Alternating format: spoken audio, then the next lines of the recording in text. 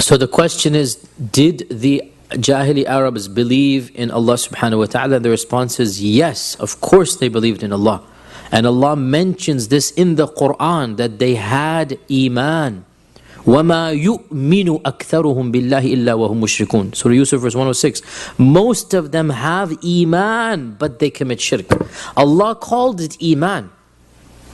وَمَا يُؤْمِنُ أَكْثَرُهُمْ بِاللَّهِ إِلَّا وَهُمْ مُشْرِكُونَ. The double negative cancels each other out. Basically, most of them have Iman, but they commit shirk along with that Iman. And Allah says in the Quran, وَلَئِنْ سَأَلْتَهُمْ مَنْ خَلَقَ السَّمَاوَاتِ وَالْأَرْضَ لَيَقُولُنَّ اللَّهُ. If you were going to ask them who created the heavens and earth, they would say Allah. And Allah says in the Quran, وَلَئِنْ سَأَلْتَهُمْ مَنْ خَلَقَهُمْ لَيَقُولُنَّ اللَّهُ. If you were to ask who created you, they would say Allah. And Allah says, قُلْ مَنْ رَبُّ السَّمَاوَاتِ السَّبْعِ وَرَبُّ الْعَرْشِ الْعَظِيمِ سَيَقُولُونَ لِلَّهِ. Say, who is the Rabb of the heavens and earth? They will say, Allah subhanahu wa ta'ala. They know Allah subhanahu wa ta'ala created them. And they know Allah is the ultimate Rabb.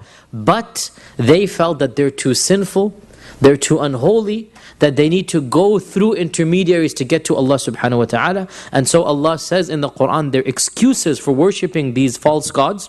And this is exactly the same excuses we find among some of the misguided Muslims when they go to their peers and their awliyas and their sheikhs, the exact same mentality, that we're too sinful. And we need to go through these beings to get to Allah. Surah Zumar verse 3, مَا نَعْبُدُهُمْ إِلَّا لِيُقَرِّبُونَ إِلَى اللَّهِ زُلْفَى. We're only worshipping these gods so that they will bring us closer to Allah. The ultimate goal is Allah, not these gods. And Surah Yunus verse 18, وَيَعْبُدُونَ مِن دُونِ اللَّهِ مَا لَا يَنْفَعُهُمْ وَلَا يَضُرُّهُمْ وَيَقُولُونَ هَؤُلَاءِ شُفَعَاؤُنَا عِنْدَ اللَّهِ. They say these intermediaries will make shafa'ah between us and Allah. Shafa'ah. The same word is used to this day, right? These beings, these holy men, shafa'ah. They're going to intercede for us. And so the Arabs believed Allah is the ultimate Rabb, and that is why they didn't have an idol for Allah. They did not have an idol for Allah. They could not make an idol for Allah. They had an idol for all of their other idols. They would carve something. For Allah, they refused to make an idol because they knew that He is the Lord of all of these other gods. And all of the other gods were subservient. Just like if you know Greek paganism and Roman paganism, there is the one ultimate God, right? Zeus and Jupiter. And even in Hinduism, there's one ultimate God. That's the Vishnu or the Brahma or the Shiva or the Krishna, depending on which sect of Hinduism. There's always one God in every person's heart because the fitrah says so. So even the Arabs had one ultimate God. But then they said, we cannot reach that God directly. We need to go indirectly.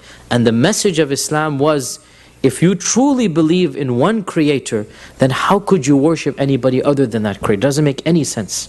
That if Allah is the all-powerful, why are you going through beings to reach Allah? The majority of Muslims, contemporary Muslims, are in a very dangerous state because there's so many people who say that they're Muslims that don't even, I agree with you that there are so many Muslims who are saying the exact same thing as they go to graves and as they go to other beings, and they say the exact same excuse. I agree with you. Our job is to teach them. And Umar ibn al-Khattab, this is beautiful, listen to this. Umar ibn al-Khattab said, I am worried about the later generations of Islam. When people are raised up, i.e. us basically, who have never seen Jahiliyyah. They've never seen Jahiliyyah, that's the time I'm worried about. It's a beautiful statement. They've never seen Jahiliyyah, so what's going to happen then? When it smacks them in the face, they won't recognize it. Right? They've never seen Jahiliyyah, and so they're not going to recognize it when it happens to them. إِذَا نَشَأَ فِي الْإِسْلَامِ مَنْ لَا يَعْرِفُ الْجَاهِلِيَّةِ. Right? That's what I'm worried about. That when the time will come when people don't know Jahiliyyah.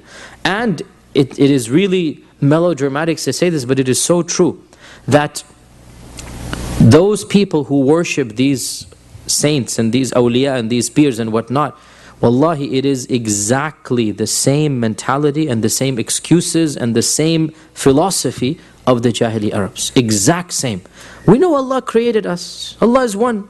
But we are sinful people. And these beings are holy and mighty. And Allah loves the Prophet. Allah loves Abdul Qadir al-Jilani. Allah loves, Fulan and Fulan. So we go through them. We make shafa'ah to them. We make tawassul through them to get to Allah subhanahu wa ta'ala. Isn't that the same? Alhamdulillahi Rabbil Alameen. Exactly. We thank Allah that He's guided us to La ilaha illallah. And we worship Allah subhanahu wa ta'ala alone.